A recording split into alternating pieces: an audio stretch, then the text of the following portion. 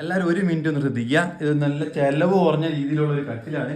ഇതൊരു ഫ്ലോട്ടിംഗ് മോഡലാണ്. നമുക്കിപ്പോൾ ഇതിനകത്ത് കണ്ടില്ലേ, കാര്യങ്ങളൊന്നും കാണാനില്ല. ഇതെങ്ങനെ ഉണ്ടാക്കിയെന്ന് വെച്ച് കഴിഞ്ഞാൽ 3.5 ഒരു പൈപ്പ് 4 സൈഡിലേക്ക് അടിച്ചിട്ടുണ്ട്. ക്രോസ് 2 1.5 പൈപ്പും അതേപോലെ ഇങ്ങോട്ട് 2 1.5 പൈപ്പും ഈ ഭാഗത്തുള്ള 2 കാല് ഞങ്ങൾ നിലത്ത് കൊടുത്തിട്ടുണ്ട്.